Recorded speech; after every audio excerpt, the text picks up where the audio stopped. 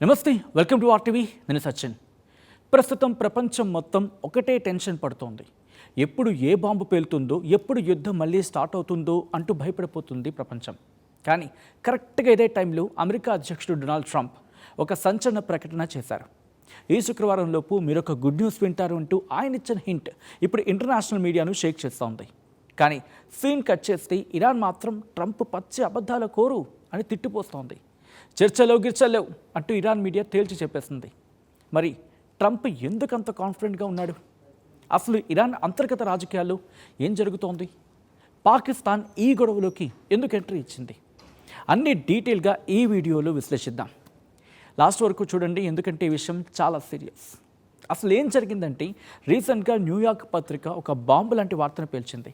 అదేంటి, పాకిస్తాన్లోని ఇస్లామాబాద్ నుంచి అందిన లీకుల ప్రకారం అంటూ కోట్ చేస్తూ రాబోయే 36 నుంచి 72 గంటల్లో అమెరికా ఇరాన్ మధ్య సెకండ్ రౌండ్ ఆఫ్ శాంతి చర్చలు జరుగుతాయట అంటూ కూడా కోట్ చేసింది.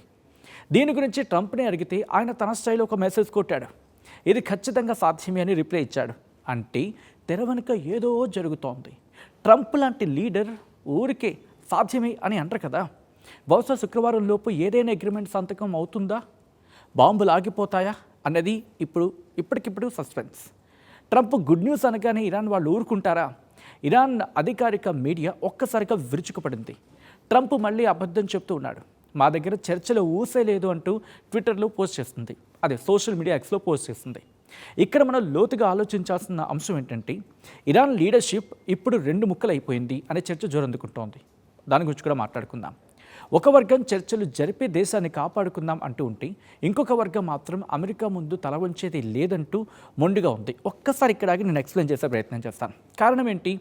పెజెష్కియాన్ కావచ్చు, లేకపోతే ఆ దేశ ఫారెన్ మినిస్టర్ అబ్బాస్ అరాక్చి, గలీబాఫ్ స్పీకర్, వాళ్ళ పార్లమెంట్ స్పీకర్, వీళ్ళంతా ఒకవైపు అండ్ వాళ్ళ ఐఆర్జీసీ ఒకవైపు ఇలా విడిపోయింది. వీళ్ళంతా కూడా అంటే గలీబాఫ్ కావచ్చు, అబ్బాస్ అరాక్చి కావచ్చు, ఆ దేశ అధ్యక్షుడు పెజెష్కియాన్, వీళ్ళంతా శాంతి చర్చలు కోరుకుంటూ ఉంటే, అండ్ ఆ దేశానికి సంబంధించి ఐఆర్జీసీ మాత్రం ట్రంప్ నమ్మే ప్రసక్తే లేదు, మేము యుద్ధానికి వెళ్తామన్నట్టుగా వ్యవహరిస్తోందనేది ఈ 2 రకాలుగా విడిపోయి వాదించుకుంటున్న మాట. అందుకే ఇక్కడ ట్రంప్ ఏమంటున్నాడు అనేది మాట్లాడుకుంటున్న సందర్భం. ట్రంప్ ఏమంటున్నారంటే, ఇరాన్ గవర్నమెంట్లోనే క్లారిటీ లేదు, వాళ్ళకు కొట్టుకుని సస్తూ ఉన్నారు అని చెప్పి విమర్శిస్తూ ఉన్నాడు ట్రంప్. ఇరాన్ లోపల జరుగుతున్న ఈ అంతర్గత యుద్ధమే ఇప్పుడు చర్చలకు అడ్డంకిగా మారింది. మొత్తం సీన్లోకి పాకిస్తాన్ ఎలా వచ్చింది ఇంత జరుగుతూ ఉంటే అనే కదా మీకు డౌట్ వస్తుంది. మాట్లాడుకుందాం. ఇక్కడే అసలు ట్విస్ట్ ఉందంటో. నిజానికి ట్రంప్ కాల్పుల విరమణ పొడిగించే మూడ్లో లేడు. బాంబులు వేయడానికి ఆర్డర్స్ కూడా రెడీ చేసుకున్నాడు. కానీ పాకిస్తాన్ ప్రధాని షహబాజ్ షరీఫ్, వాళ్ళ ఆర్మీ చీఫ్ ఆసిమ్ మునీర్ ట్రంప్తో మాట్లాడారు. సార్, ఇరాన్కు ఇంకొక ఛాన్స్ ఇవ్వండి, వాళ్ళు చర్చలకు వచ్చేలా మేము చూస్తాం అని చెప్పి రిక్వెస్ట్ చేశారట. వాళ్ళ మాట విని ట్రంప్ ఆగారట. ఇది ట్రంప్ మార్క్ రాజకీయం అట అని చెప్పి ఇంటర్నేషనల్ మీడియా మాట్లాడుకుంటూ ఉంది. మరి పాకిస్తాన్ మధ్యలో పెట్టి ఇరాన్ను ఇరకాటంలో పడేశాడా? దీని గురించి మాట్లాడుకుంటున్న సందర్భం. కానీ ట్రంప్ ఊరికే గ్యాప్ ఇవ్వలేదు. చర్చలు జరిగే వరకు ఇరాన్ పోర్టుల మీద ఆంక్షలు ఉంటాయి, ఒక్క చుక్క ఆయిల్ కూడా బయటకు వెళ్ళనివ్వను అంటూ కండిషన్ పెట్టేశాడు. అంటే గొంతు దగ్గర కత్తి పెట్టి శాంతి చర్చలు జరుపుతున్నాడు ట్రంప్ అనేది ఇక్కడ కనిపిస్తున్నమాట. ఒకవేళ ట్రంప్ చెప్పినట్టు శుక్రవారం నాటికి ఏదైనా పాజిటివ్ న్యూస్ వస్తే అది ప్రపంచానికే పెద్ద ఊరట. ఎందుకంటే అమెరికా ఇరాన్ యుద్ధం జరిగితే పెట్రోల్ డీజిల్ ధరలు ఇప్పటికీ ఆకాశాలు అంటున్నాయి. ఇంకా అవి దాటిపోయి ఏకంగా ఎక్కడికి వెళ్ళిపోతాయో. సామాన్యుడి బతుకు భారం అయిపోతుంది అప్పుడు. అందుకే గ్లోబల్ షేర్ మార్కెట్స్ కూడా ఈ చర్చల వార్తలతో గ్రీన్లోకి వచ్చాయి.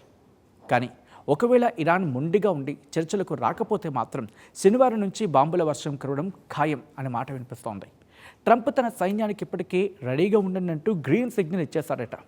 అంటే ఈ 48 గంటలు శాంతికి లేకపోతే యుద్ధానికి మధ్య ఉన్న చిన్న గ్యాప్ అన్నమాట.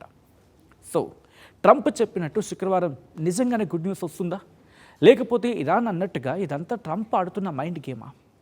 Pakistan mediation, so called mediation ఇక్కడ పనిచేస్తుందా లేదా? మీరేమనుకుంటున్నారు? మీ అభిప్రాయం ఏంటి? కామెంట్ చేసే ప్రయత్నం చేయండి.